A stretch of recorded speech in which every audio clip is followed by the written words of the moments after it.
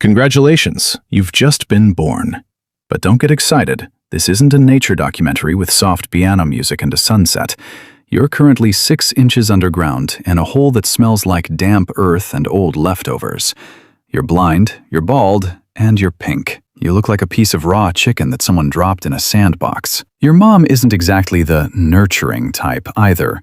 She didn't even bother digging this burrow. She probably just evicted an aardvark and kept the security deposit. The first thing you hear isn't a lullaby, it's your own high-pitched squeaking, which, let's be honest, isn't intimidating anyone yet. But don't worry, you're a honey badger. You're going to grow into that attitude soon enough. For now, your entire world is just hunger and the vibration of the ground above you.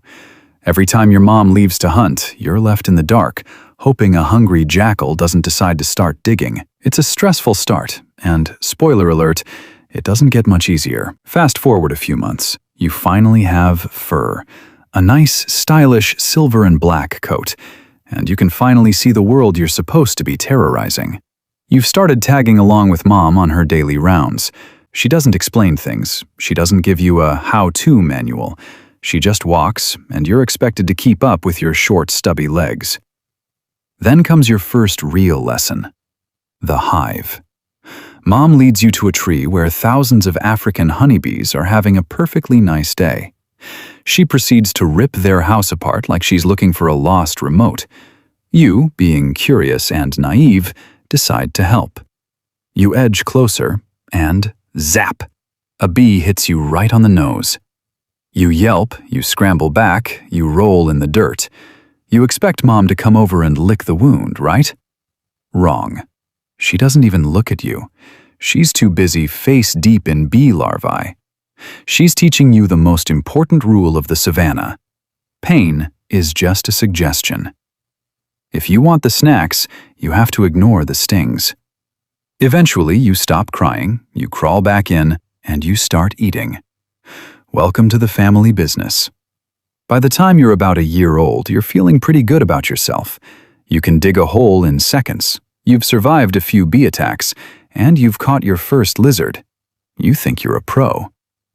Then, one morning you wake up, and Mom is gone. No note, no good luck gift basket, just gone. Welcome to adulthood. Your first solo days are basically a comedy of errors. You spot a scorpion and think, I can take that. You can't. You get stung in the paw and spend 3 hours limping in a circle. You try to catch a rodent, but you trip over your own feet and it gets away. This is the part of your life where you realize that fearless doesn't mean invincible. You're hungry, you're tired, and everything in the savannah seems to have sharper teeth than you. But you're a badger. You don't quit. You just get meaner.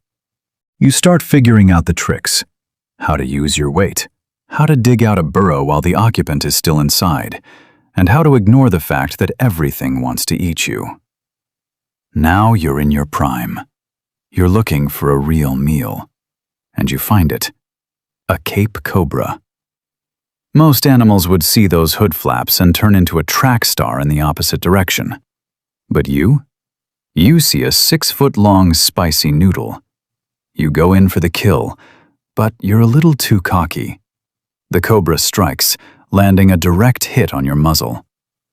This is usually the part where the narrator says, "Rest in peace." Your vision goes blurry. Your legs give out. You collapse in the dust. But here's the thing. Your body has spent generations building up a "do not disturb" sign for Venom. You aren't dead. You're just having a very intense, venom-induced nap. 2 hours later, you wake up. You're groggy, you have a massive headache, but you see the snake you were halfway through killing. What do? You finish your meal. Because a little thing like neurotoxin isn't going to ruin your lunch. You've built a reputation. Even the big players, the lions, the leopards, the hyenas, they know your name. It's not that they can't kill you, it's that they don't want to. Think about it from the lion's perspective. You're a 400-pound cat. You see a 25-pound badger. You think, Easy snack. Then the badger starts screaming like a chainsaw. It releases a scent that smells like a garbage fire. It doesn't run away, it charges at your face. And even if you grab it by the neck, its skin is so thick and loose that it just turns around inside its own skin and bites your nose. You realize that even if you win this fight, you're going to leave with a shredded face and a bruised ego. You decide it's not worth the effort. You walk away, and the badger, that's you, stands there barking until you're out of sight. A leopard once tried to stalk you. Before it even finished crouching, you turned, screamed, and charged like a furry missile. The leopard instantly remembered it had somewhere else to be. A cheetah has brought down a gazelle. You stroll in, growl like a haunted vacuum cleaner, and steal the entire carcass while it just watches, confused and reconsidering its career path. Hyena circles you, cackling. You clamp onto its nose like a bear trap. The hyena decides plants taste fine. By now, you're not just a survivor, you're a professional menace. You've learned that the savannah isn't just full of predators and prey, it's full of opportunities to ruin someone else's day, and you take that job very seriously. Your first hobby? Unauthorized home entry. See that warthog burrow? Occupied? Not your problem. You march right in. The warthog shrieks, scrambles out the back exit, and you settle in like you've paid rent. You stay for an hour, maybe two, just long enough to shed everywhere and leave a smell that'll linger for weeks. Then there's your food theft phase.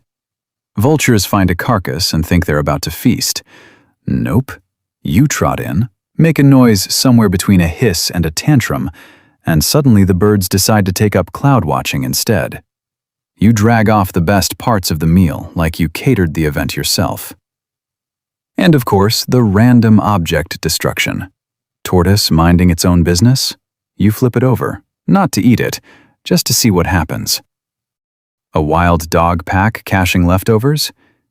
You dig them up and scatter them like confetti.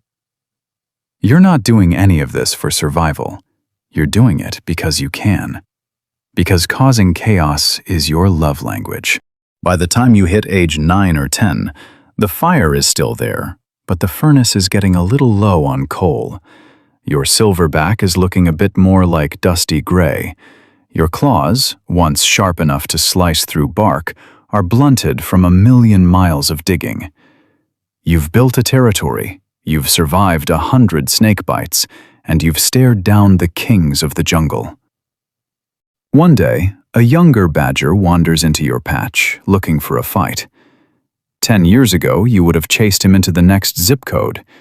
Today, you just give a low, rumbling growl and let him have the spot. You've got nothing left to prove. The end is quiet. You find a nice, deep burrow, one you actually dug yourself this time.